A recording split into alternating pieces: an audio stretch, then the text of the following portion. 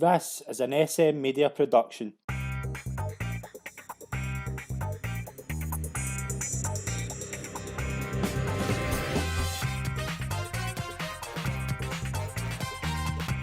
Hi everyone and welcome to episode 19 of SM Media's Road to Cheltenham. I'm Scott McPike, delighted to be your host as always. Joined as always by Calum McClurkin. We're fresh from our preview night Monday night. How much did you enjoy it? I loved it. Yeah, it was great. For the first time, I think it went quite well. It's just 6 days to go now, so it's all the home straight. Just hope that everything gets there. No further damage to Ante Post book, and then you could park that and then kind of look at it in isolation separately. Definitely. Yeah, very exciting. Brilliant. We're threw the floor out for some questions. We got a few in. First and foremost, the question is, this was asked on our preview night and Monday night by Dean McWhinney, who I forgot to mention it on the show. Can you pick an each way lucky 15 in the festival that you can both agree on? So we just go for two each. You can if you want, yeah. Right, you go first. You pick first. Happy Go Lucky in the Ultima. Brilliant. I am going for in the Coral Cup, and he's going to be an anti-post tip as well. I'm just going to get out there early. Botox Haas at 16 1 for the Coral Cup. I think he's got a great chance. I think the market's slowly copping on to what's happening here, but I think he's a great chance. I think he's got great course form. Callum, what is your second each way pick? Give him a go in the Value Road. Eclair de Buffo in the County Hurdle. Brilliant. And I'm going to go for a horse in the Kim Muir, holding out at 14 1. I think this horse is just champing the door, and I think he's very, very unexposed. I think he's not unexposed, maybe the wrong term, but I think he's certainly got a big race in him, and I think this could be the chance. I think the right track. Don't know who will take the ride, but I'm really, really thinking Holding Oak could have a chance in the Kim Muir. Second question: who is the one horse missing at the festival due to injury you think would have had the best chance? I know who yours will be. We'll be one in the same race, but I'll give it to you first. I know who a lot of people are thinking. I'm going to say there's two obviously in the same race in the opener, but yeah. I'm going to think outside the box. Top of the game would have a really good chance in a Gold Cup. Right. Okay. If we saw him come back, I think when he won the RSA, holding Delta Work and Santini, I think he's a far better horse than Santini in the long term. Santini got within a neck of Albin Photo last year. So you'd probably have had a good chance in last year's Gold Cup, and I think he would have had a good chance in this one as well. So it's really unfortunate that we haven't seen this horse for the best part of 2 seasons now. Yeah, I would agree. I would agree with that. I'm going to go for the Supreme. I think Fairney Hollow would have just been. Fairney Hollow would have been odds on. I think it would have been definitely a 2 mile horse. I appreciate it would be running over further. Dussart as well. You tipped up Dussart at the beginning of the show. I genuinely think Fairney Hollow and Dussart are the best 2 mile horses we've seen this year, and we've only seen them once. But I think both these would have had a great chance in the Supreme. Third question: what is your ranking of the 4 days for entertainment value this year? See, to me, it's always chronological. Always prefer the first day first, and then the last day. I do think the last day is always the poorest of the 4 race-wise, but the first day is always the best day for me. Yeah, and entertainment value. I think because we've been away from the track for so long, I think you've got to pick what day would you want to be there. Mm-hmm. Mine would be Wednesday this year. Would it? I would love to see Monkfish in the flesh. I think he's probably the best of the 3 brilliant novices that we might see, novice chasers anyway. I'd love to see Shaq and Poursoir. Coming over Britain for a start. I mean, it's probably a rare sight for us to see him. Mm-hmm. Altior as well. You're going to see him that much longer. I know the cross country is not everyone's bag, but it could be the last chance to see Tiger roll. Mm-hmm. You've got a fascinating bumper clash between Kilcrut and Sir Gerhard. Mm-hmm. Those are 2 horses that you'd like to see in the flesh as well going in the future. I think the Grand Annual being moved to a Wednesday is one of the best handicap chases around. 2 miles, quite fast and frantic, and can get a direct comparison between that and a champion chase. Mm-hmm. And I think you've got a brilliant Ballamore to start off the card with Brave Man's Game versus Bob Wallinger. I think they're 2 really good horses. So for me, it would definitely be the Wednesday first, then probably the Tuesday, and then maybe Thursday in front of Friday this year, because I think the Ryanair and the Stayers Hurdle are 2 really good competitive, wide open races with depth in them. Yeah. then maybe Gold Cup Day, which is quite criminal to say because I know. Album Photo might be making history, but that's the way it is. Sometimes it tapers off towards the end in Thursday and Friday's races, but yeah, I think Wednesday really does stand out for me this year. Yeah, I think Wednesday's going to be a great day as well. I just think Tuesday we're going to get Shishkin versus Energamine. We're going to have a thrilling champion hurdle. I think those two are box office themselves, but I always say I always prefer just every day chronologically. I think Tuesday, Wednesday, Thursday, Friday is just the way I've always preferred it. Some jockey choices here. If we were in these shoes, who would we choose? Who do we think rides Allaho, Min and Mellon in the Ryanair Chase? Now, I think it's all in here who Paul Townend chooses, but in my mind, I still think he chooses Min. I just think he loves a horse. I think he would have had a buzz off it last year winning the Ryanair. I think he would like to defend the title with Min this year. Yeah, it'd be a more notable negative for Min if he doesn't, because he's came off from an unseat or a big mistake when he banked the fence last time against Shaq and Pursois, didn't he? I think he will ride Allaho though. I think he's probably the more progressive type. He tends to ride him. The only time he hasn't was when he was riding Shaq and Pursois up at Cork instead. Danny Mullins didn't get on particularly well with him by the looks of it in the John Durkin. I think given Danny Mullins' style of being prominent, I think he would quite like to ride Min. I think Paul Townend would be willing enough to take a lead on Allaho, and maybe Rachel Blackmore might get a ride. I think Rachel Blackmore could, Mellon, potentially, or Brian Cooper. I would expect it to be one of those two. Yeah. Chris's dream runs for Henry de Bromhead and Ryanair, but it's in the colours of the pink and white, so Robbie Power might ride Chris's dream. And that would allow Rachel Blackmore to sit in Mellon. I think, obviously, the Mullins trio, probably hold the tactical key to the race as well. Yeah, definitely. I sneakily prefer Mellon. I think Paul Townend will choose between Min and Allaho, but I think whatever one he picks, he might get wrong. I can see Rachel Blackmore riding whoever Paul Townend doesn't ride, and Danny Mullins could ride Mellon. I've got Brian Hayes written down, maybe picking up a ride. I don't know, could do. But it's up in the air. It's whoever Paul Townend chooses, then we'll take it from there. Next question: if you're Paul Townend, who would you ride in the bumper, Kiltroot or Sir Gerhard?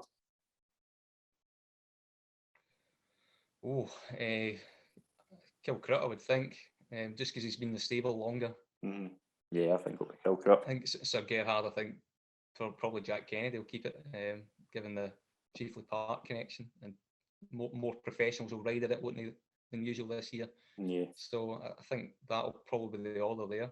Yeah, I think as well. I think Kilcroot and then Jack Kennedy will take the ride in Sir Gerhard. A few horses that we were asked about, where do we think they'll go? Roxana, Mares or Stairs? She's going to go to the Mares Hurdle unless it's really firm ground, which she'll be going the Stairs, but I think she's improved for 3 miles. I think it should be running her in the Stairs Hurdle instead. Yeah, me too. I think she should be running the Stairs. Royal Pagaille, National Hunt Chaser, Gold Cup. I'm saying Gold Cup all day long. He's going to go to the National Hunt Chaser. Definitely going to the National Hunt Chaser. I would have preferred him to see him in the Gold Cup. I think a rating of 165, something like that.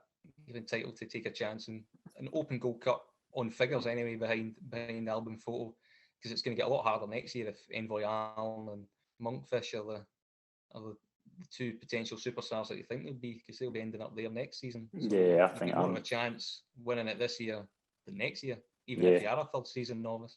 Definitely, I think I would like to see him take his chance in a Gold Cup. I think he's got a great chance, and it frees up the National Hunt Chase for Galvin for me, because I cannot split them. I think Royal Pagaille will win, but I feel for Galvin because I've kind of followed Galvin all year. That's us. That's our questions for this week. We'll move on to the recap. We've just got a couple of horses to mention that both ran on Saturday. First of all, in Kelso, the Shunter was very impressive in a hurdle race there. He's in line for a 100k bonus at the festival. Callum, where do you think he could line up if he does go? Yeah, we'll certainly have a tilt at it, this £100,000 bonus for stable staff. It'd be quite good to see. Obviously, the quick turnaround makes him hard to really follow anyway. I think you just want to give him the longest recovery time possible. He's quite versatile, so maybe a race on the Friday would be most suitable. I think the most winnable race, the Paddy Power Plate on the Thursday, probably back over fences, or 2.5 mile. I think he was crying out for a step up and trip at Kelso. I think the track was a bit sharp, but the stiff finish there really played into his hands, and that's where he started asserting. I certainly wouldn't go back and trip. I don't think I would touch a 2 mile race with him. I think 2.5, either the Coral Cup, that's on the Wednesday, or if he can get into Martin Pike, I don't really know what his mark is. I'm just going to check what his mark is. Can get into that. That might be interesting, but I would be leaning towards the Plate. I think he's maybe a bit more unexposed over fences. He's in off 135. Yeah, that'd be fine. Should be fine. I can see him having a really good chance to Martin Pipe if he goes there. But I think, again, he's 12-1 for the county hurdle. Again, as you say, a step down in track might not be the best thing, but it'll be a very interesting horse to watch. It's one to certainly keep an eye on. He was off the bridle for a long way, though. That indicates that he's had a bit of a hard race, and you do have to worry from a punting perspective if that is left even the slightest of marks, because you'll have plenty of horses that's laid out for this fresh. Yeah, and he's won over course and distance as well at the track, so I think he could have a good chance. Newbury as well, we saw Brigado win a very good chase there. He's 12-1 for the Paddy Power Plate. Do you give him a chance? Yeah, and the big bite rather threw it away. It was ducked under pressure, and Brigado came flying late and collared them all. Killer Clown was second to dismantle the good field at Kempton on Boxing Day and the earlier Handicap and the King George Day. Yeah, again, it's just the proximity to Cheltenham, isn't it? But with these handicappers, when they hit a decent bit of form, you've been inclined to go again. And Cheltenham only comes around once a year. And a horse like that, if he's in form, if he comes out the race well, he'd be entitled to take his chance in a Plate. Yeah, he's rated 144. He could have a good chance. That is our recap for the week. We'll move into our special part of this week's episode. We are going to dissect all 9 handicaps at the festival and give our picks and maybe a couple of outside mentions.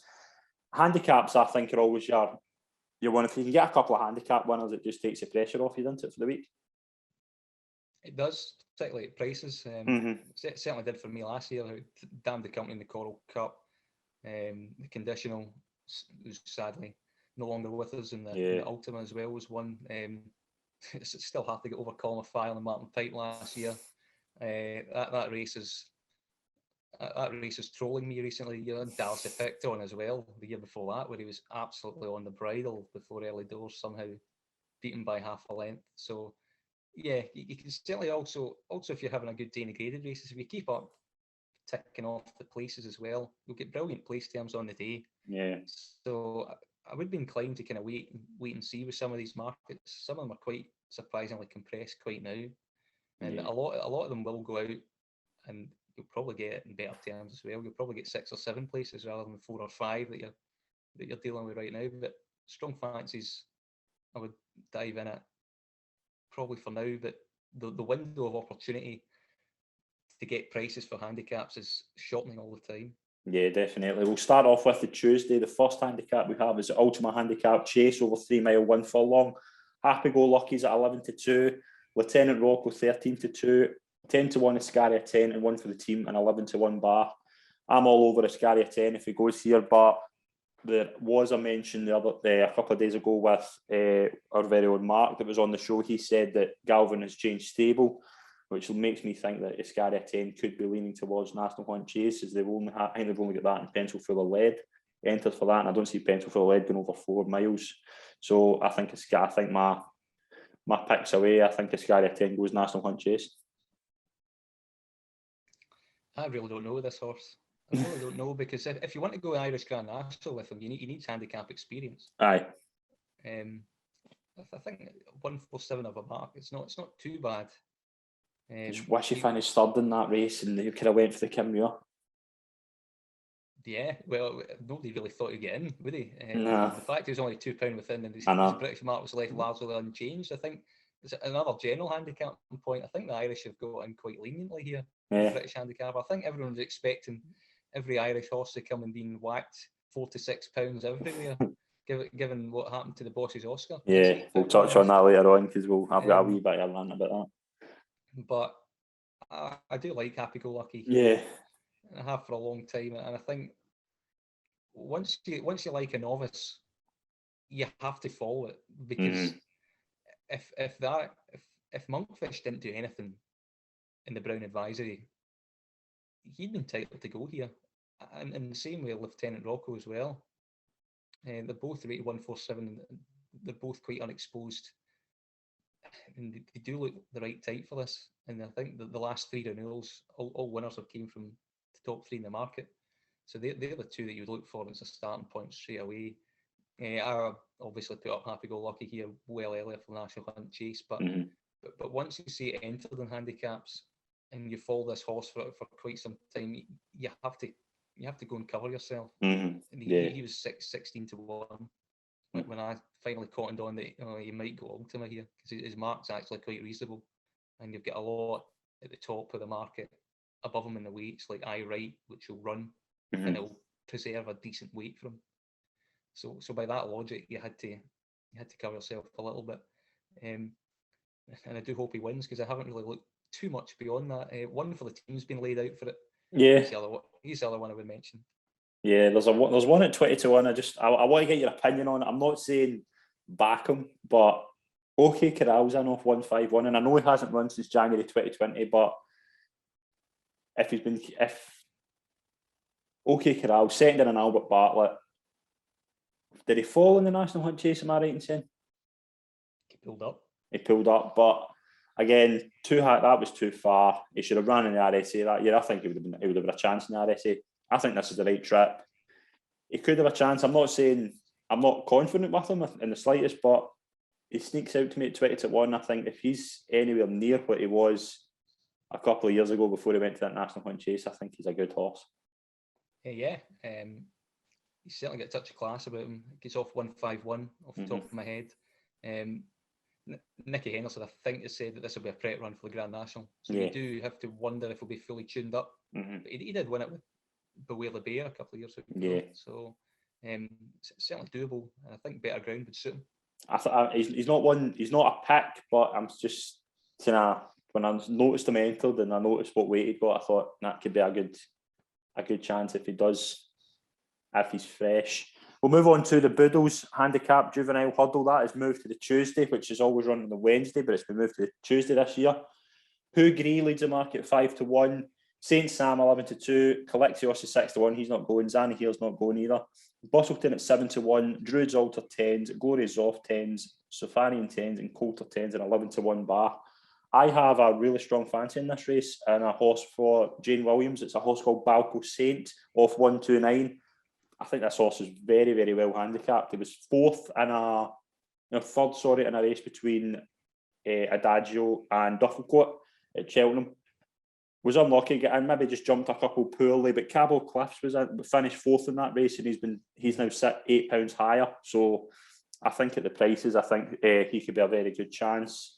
What about yourself? What do you fancy for the Boodles? I think this race is an utter minefield. An utter minefield, and it is every year. And I can't believe there's about 6 or 7 horses already that are sub 10 to 1 in this. The value in this market is appalling. What do you think about Saint Sam? Do you think he's, because French Seal's out, that he could be going triumph?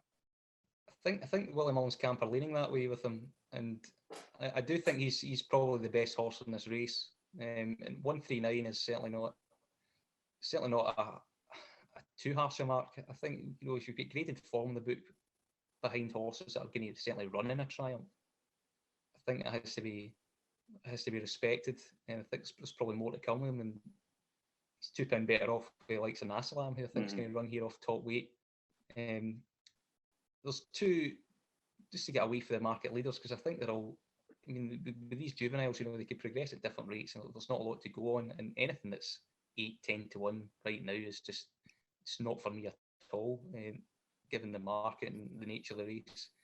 Paul Nicholls is second string Hell Reds. Apparently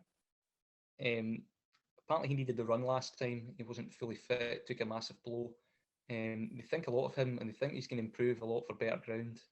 You can get 14, 16 to 1 on him. I'd be tempted by that horse. And Alan King's got one of her indoors.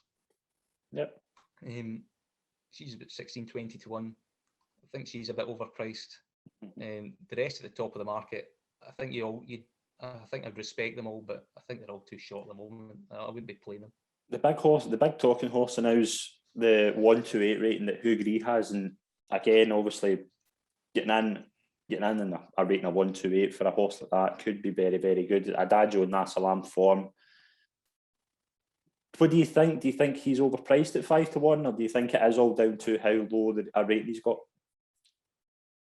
He's had one run at Chepstow and he's beaten 20 lengths by Adagio and Nasalam. Nasalam was hammered by Monmiral. I think Monmiral is the best juvenile in Britain right now. I think he's better than Tritonic. I think that he gave Nasalam at Doncaster by 7.5 lengths is the best British juvenile form going around.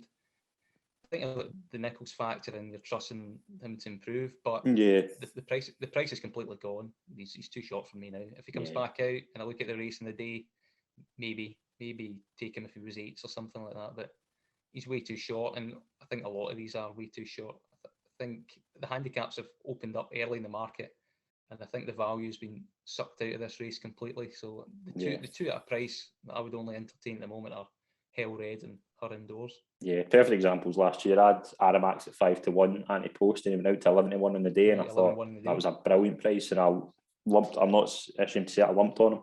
Brilliant ride from Mark Walsh. You get better place terms in the day as well. Exactly. So you had more room each way to play with and a better price. Yeah, I just think this is a race to wait on. But I'm sweet and Balco saying we'll move on to the Wednesday. We have the Coral Cup, and this is a minefield and always for me, but I have a really strong fancy in this race. But I know you do too. Yeah, Grand Noir. He's only 5, so you might have to worry about inexperience. So they'd be a bit kind of wary about 7 to 1. Did get 16s when the weights came out because I thought he might go county hurdle instead. The fact they've gone Coral Cup's fine. His trainer was second in it last year, wasn't he? With Black Tears. 149's a manageable mark. You need to be graded class to win, but I suspect that he will be. Good form in Ireland this year. It's looking quietly progressive, and I think there's plenty of work that's been left with him to exploit a mark like this for a race of this nature. Nicky Henderson's won 4 of the last 9. So I think Craig Nietzsche is the most interesting of them if he gets in. I think if you're under 140 this year, I think you're facing a little bit of a sweat. There's a lot of entries above him. I think he might be the best of the Henderson battalion in this. Those are the 2 I would look at for now. Yeah, I think Craig Nietzsche I quite like the look of as well, but my tip here is Botox Haas for Gary Muir. I really liked this horse as a juvenile. He was had form behind All Mankind. I actually beat All Mankind before he went over fences this year at Cheltenham.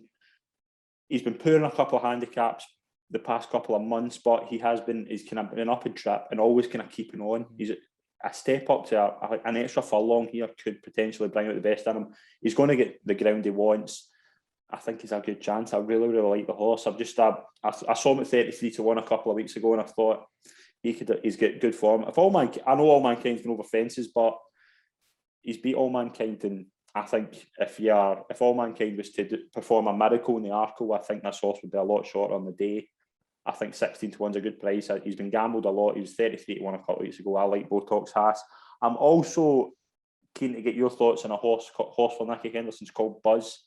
I think he's top weight, but do you think? I know he was 5th in the Betfair hurdle, but he's probably one of the best horses in this race. But I think Jinky might just be too high in the weights. I think he's waiting for entry. Right. Okay. I'm not entirely sure, but I think he's waiting for entry. He ran quite well in the Betfair hurdle before he got hampered. I think he just might need a bit more recovery off top weight for that. And I think they're being quite conservative with him. Yeah, definitely. I think, but it just interests me there at the prices. We'll move on to the Grand Annual, which has been moved from the new course to the old course. 2 favourites, Sky Pirate and Tukish share the market 6 to 1, Embittered 7 to 1, Zanza, the Shunter at 10 to 1 and 14 to 1 bar. You have been raving about the Zanza for weeks, and I'm just going to give you the floor here. Yeah, tipped him up about a month ago, 25s, it's about 33s as well. He's just he probably looks the best handicapped chase in Britain at the moment at a high level. Based on a fall though at the third last course and distance. He was the only horse alongside Sky Pirate that wasn't off the bridle earlier on in the season. Iblio was second. He was going to beat him. Zanza was given weight to them, but £6 and £9 each, respectively. He's now about a similar number better off. I think he's £16 better off with Sky Pirate and £17 better off with Iblio. Iblio's 154. Sky Pirate's 152. Zanza gets to run off 145. And I think there's probably more progress in him. I think he's a good £7 to £10 well in here. The question is, has that fall left the mark? And that's the only doubt I would have at a price about 10, 11 to 1 with him. I'm really happy with 25s, 33s. I'm really happy that Tom Segal, price-wise, also cottoned on after me. Sure he didn't get it off me. Sure he did his own brilliant work that he does with his handicaps, and he's came to the same conclusion that he thinks Zanza's really well in. But the two main threats are the Joseph O'Brien pair and Tukis and Embittered. Yeah, I think in Tukis off 10 stone 7, I think he's probably going to be favourite in the day. I think he's easily stands out in the weights. Sky Pirate I like as a horse, but I'm not off 152. I think it's too high. I'm actually surprised at going here and they're not giving the Arco a try. A horse, kind of Joseph O'Brien's horse is the one I've come down on is A Wave of the Sea. Now, Cheltenham form, I don't think he's great, but I just 142. I would back him before I back the other three. I know Tukis is off a really good mark, but 6 to 1 I think is just too short. Nothing really else stands out to me here. On this, I prefer to see A Wave of the Sea in the plate. I think he'd more of a chance in a plate. I think he needs a step up in trip. And Tukis' jumping's just a little bit sticky. I can see the pace of this race, and if he fiddles a few, I think he'll be done with. I think Embittered is a big danger for Zanza fans like me. On the slopes, it's won at a price.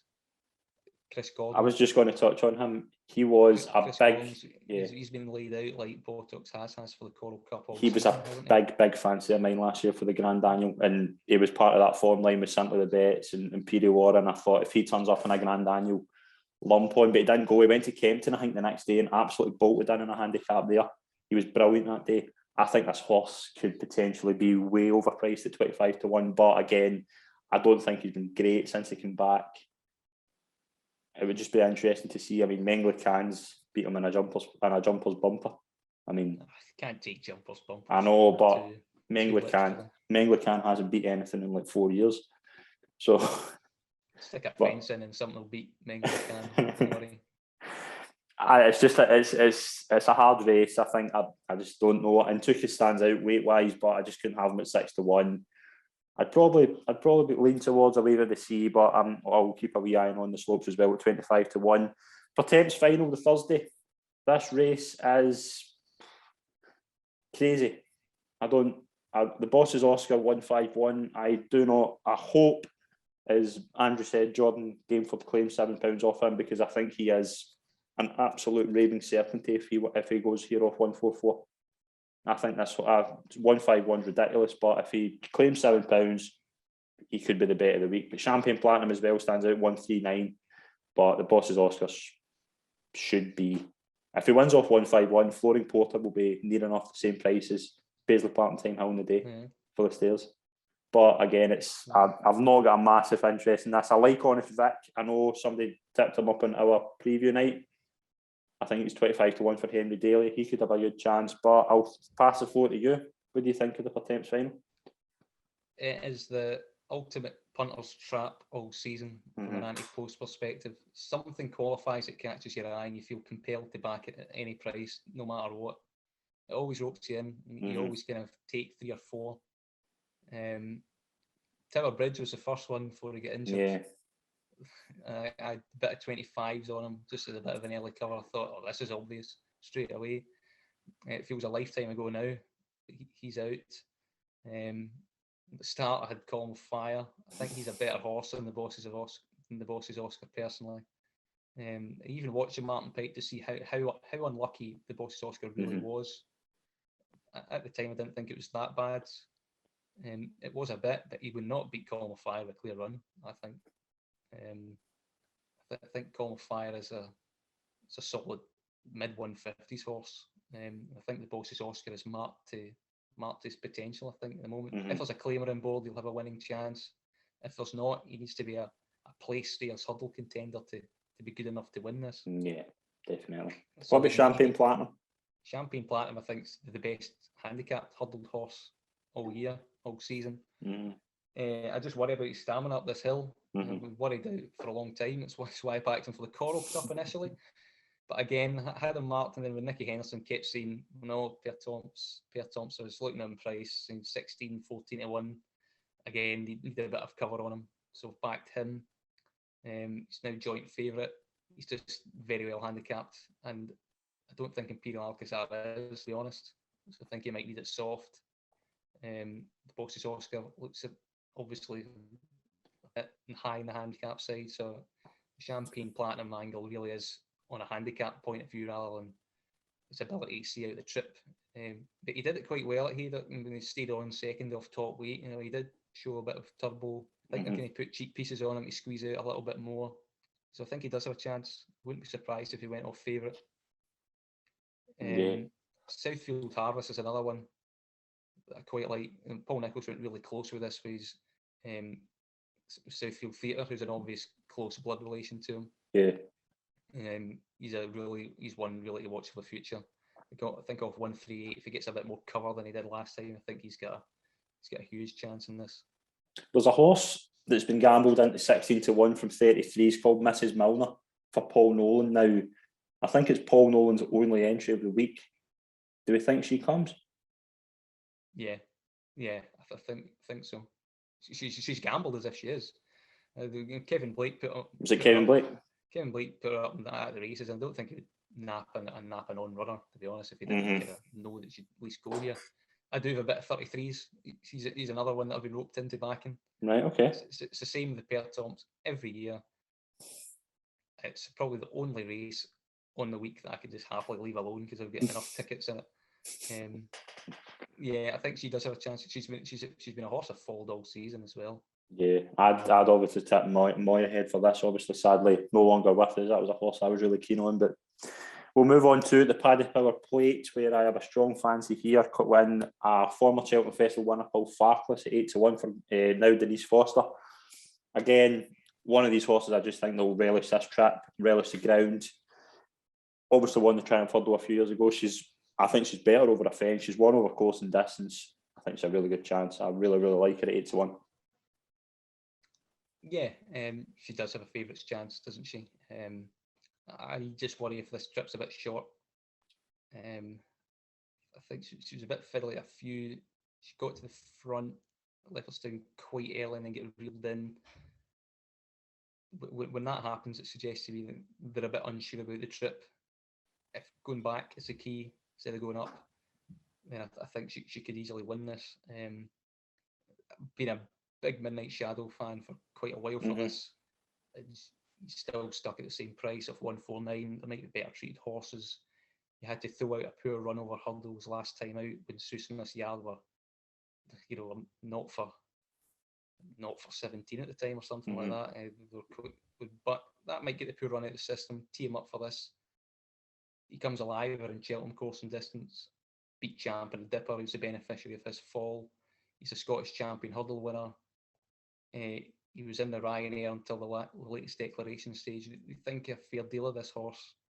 He's quite useful. Second behind Chatham Street Lads. He was well clear of the rest of the field, and there's been a clutch of subsequent winners in behind that race since. He's unchanged off 149. I think 20 to 1. It still underestimates his chance, I think, in a race that looks a bit weak in comparison to other handicaps, I think. Yeah, I would agree with you. I think it's an interesting race.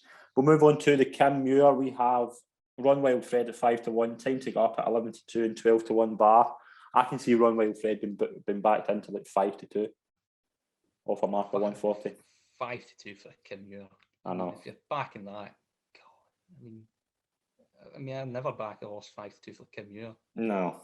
But It could be Albin Photo, could be Albin Photo. Maybe I would back if he was 5-2 for a Kim Muir, but he just looks a bit slow.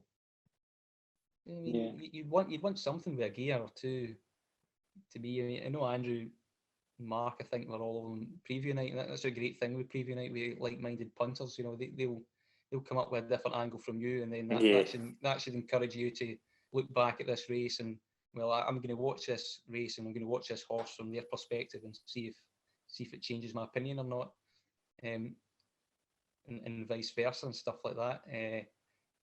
I think the value's gone. If he wins, he wins, and you can leave him unbacked. But I think there's a few enough in here each way. The likes of Plan of Attack's the one that I've landed on. If he gets in, he was 4th last year. I think Henny de Bromhead is desperately seeking better ground for him. Mm-hmm. But he has also entered an Ultima. There's a couple of dual entries for that. But I hope he runs here. I think Professor Rider on potentially Rachel Blackmore. I think he's Henry's only entry in the race. I think he'd get a lot closer. I think Leopardstown's a step forward. He's a massive outsider. The race Cocoa Beach won, stayed on 7th or 8th in ground he wouldn't have liked. And a lot of Kim Muir horses, their season revolves around it. Kilfillan Cross, Bob Marler, Plan of Attack. It's the same types that kind of turn up year in, year out for it and an earmark for it. So I would quite like to stick with them at a bit of a price at 16s. Yeah, I didn't really have a strong opinion in this until I kind of look back, and the horse called Hold the Note. He's always been unlucky, and I know he was disappointing against Happy Go Lucky last time at Cheltenham, but he always looks as if he's just going to get that next step, and I thought he had it the last time. He was very, very unlucky behind in Relo in the handicap chase at Newbury. I just think this horse is crying out for 3 mile 1. I think this horse could be a good chance. I think Jonathan Butt's going to keep the ride. Not a strong opinion, but I just think out the horses at 14-1, I think he stands out to me at that price. Yeah, maybe. I think he's a doubtful stare myself, but we'll see. Right, we'll move on to the County Hurdle. Now, this race is, again, we don't know what's going to turn up. Blue Lord, 3rd time lucky, Ganapathy at 10-1, Soaring Glory 12s, Eclair de Buffo at 12-1, the Shunter 12-1, 14-1 bar.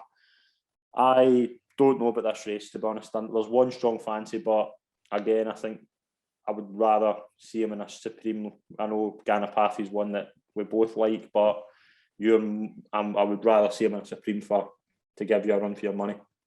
I'd rather see all of these in the Supreme. Because if you're not good enough, then you'll be a handicap horse for next year. You can run in county hurdles for the next 3 or 4 seasons if you want. If you think Appreciate it's vulnerable on maybe better grounds, and your horse is improving and he might not be, you've got to go for the Supreme. And I think it indicates that a lot at the top of the market. We don't really know. I think 3rd time lucky will end up here. It's a bit of guesswork. Blue Lord will go Supreme. Soaring Glory might not turn up at all after yesterday's news. What was that? I never heard that. Just a bit doubtful after the Betfair hurdle. The owner and trainer aren't particularly lukewarm about it. They're not fully bothered. I'd like to see Ganapathy in the Supreme, but I think his mark's probably too good for them to. Yeah, that's what I think. But owners might want to defend their crown. You know, Kishkin won it last year. They're quite ambitious. They prefer to run them in graded races. Irascible seems to be going to the Supreme, and then the rest. Soldi, Kazan's got something to prove after the Betfair hurdle. I think 50 Ball would want soft grounds, and the one coming for money is Eclair de Buffo, which I'm quite pleased about. So 25-1. I thought he was just a not quite non-trier, but he wasn't given the hardest of times when he was feathering into in 6th. Are you worried about the fact he's failed twice this season already? Over fences. Is it not over? I think he fell over hurdles. They fall over hurdles as well. I just think last time out, recency bias of me. I think his last time out 6 was an eye-catching run. It's 135. It's a ludicrous mark for him. Yeah. His Grand Annual run where he was second, Big Chosen Mate. He could have easily won. He got a horrendous trip. He was squeezed out of it at the last, and then he had to switch around and try and get closer. Then when he did, Chosen Mate just pulled out a wee bit more to hold him in the line. Yeah, he likes Cheltenham. I think this has just been a long-term plan, really. It's interesting. It's very interesting. I think he's one that's definitely going to go. I mean, we don't know about the top of the market. If one that's definitely going to go, I think he's a chance. Yeah, and another one at a price is Sealed in Age. Yeah, I was keen to get your thoughts on him as well. He caught my eye as well. I've had a bit in him each way. There was a real gamble on him. He was favourite the morning County Hurdle when Sant Roy won, and he drifted out 13-2. He didn't win his race. He was second favourite. They were really torn between him and Saint Roy. His marks just gone up, I think, by 2 or 3 pounds. He came back. He shed his maiden tag at long odds on quite comfortably, and he ran kind of no sort of race really in Leopardstown. I wouldn't be too worried about that. He was a brilliant second in last year's Betfair Hurdle when he was really inexperienced. Yeah. He placed in a Fred Winter as well. Another seasons of experience under his belt. Trained by Willie Mullins, JP McManus owned. I think he is really under the radar at 20-1. He does have a Coral Cup entry as well. Don't know if they'll set him up in Strip. Don't think they will, but I think better grounds could really see him run quite well here. But he does seem to be a bit hot and cold at times. Yeah, there's a horse I've just noticed here, right? And I don't know, I could probably be bonkers, but I know he was 6 in the Cesarewitch at Newmarket. Leon Cavallo for David Pike, 25-1. I know he's never impressed me as a jumper, but at 25-1, at offer marker 142, I know it's not. I can see a lot of horses being gambled if the top of the market goes to Supreme. If he goes here and gets a clear run, jumps a bit better, he certainly would be out the frame. Prefer my Martin Pike, to be honest. Potentially. Possibly. But I think there's several of them like that, isn't it? I mean, you approach it on the day, and if they're the same price and you're getting two or three extra places, that's when you jump in and for these outsiders rather than now. Yeah.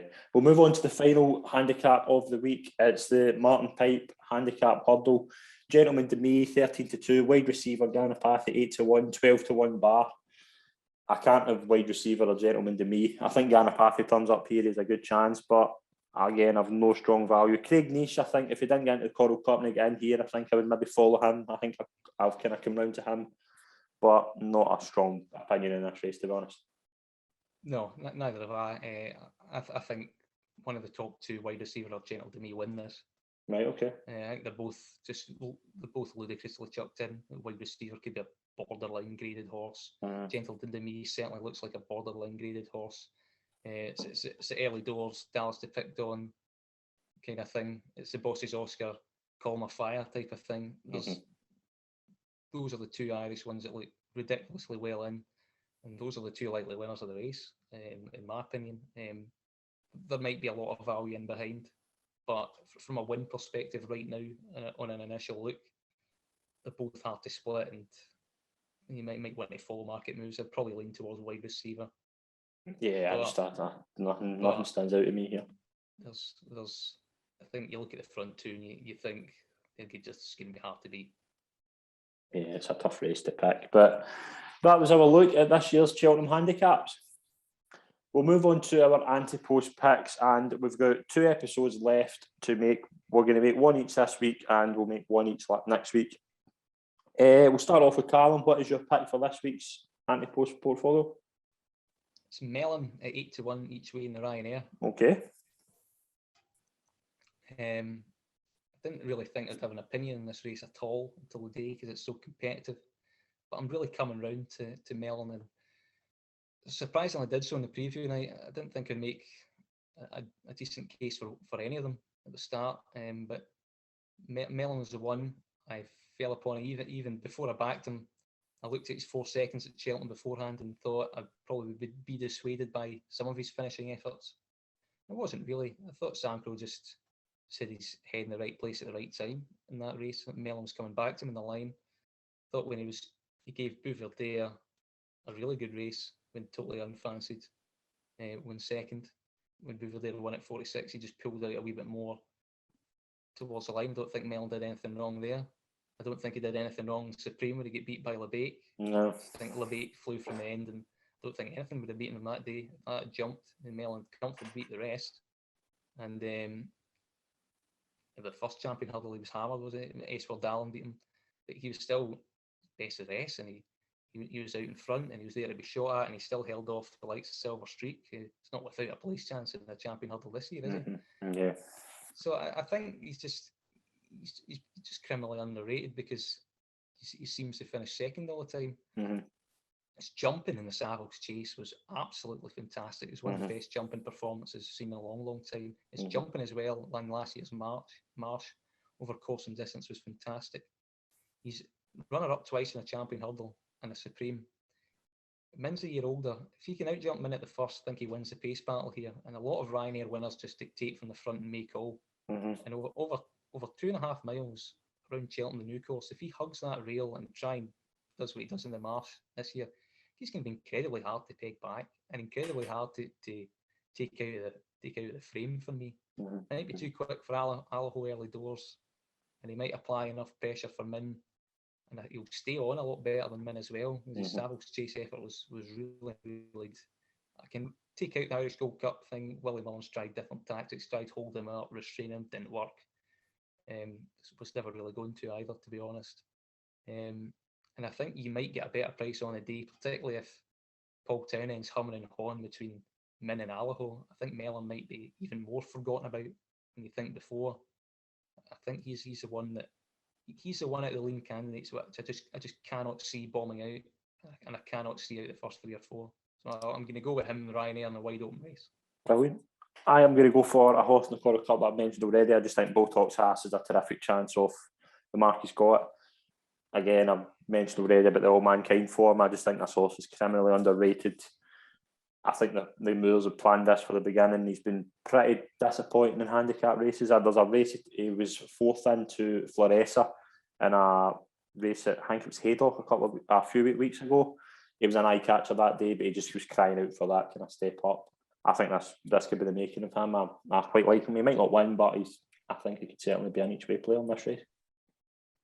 Yeah, we wouldn't rule anything out in the handicaps, to be honest. I mean, they're all probably weighted to their potential anyway, so wide open. If you fancy one that you like all season, you think he's obviously been marked out for this race from the start of the season. I think Gary Muir was unhappy with his handicap mark at the start, and they've done well to work it down ever so slightly. Yeah, he should be more competitive, and you should see him in a better light in this race. Here's hoping, but that'll do us for this week's episode. I just want to thank Calum again for joining me. It's been a pleasure. Yeah, pleasure as always. Getting really close now. Brilliant. We are going to have a special episode on Monday where we're going to preview all 7 races of the opening day, make our final Ante Post Picks, and answer your questions leading into the festival next week. It's now getting to the stage where it's just all we're thinking about, and it's just brilliant. Oh yeah, it's getting close. Cares about the royal family and stuff like that. It's just all about Cheltenham. You just get suckered in every year. You put the blinkers on and just wait for next week to finally come. Apply the finishing touches to your Ante Post portfolio and then dive in for the week. Definitely. Please, as always, subscribe to SM Media's YouTube channel. Follow us on social media for all news and tips in the week ahead. And we'll see you soon. Thanks very much, everyone. Cheers.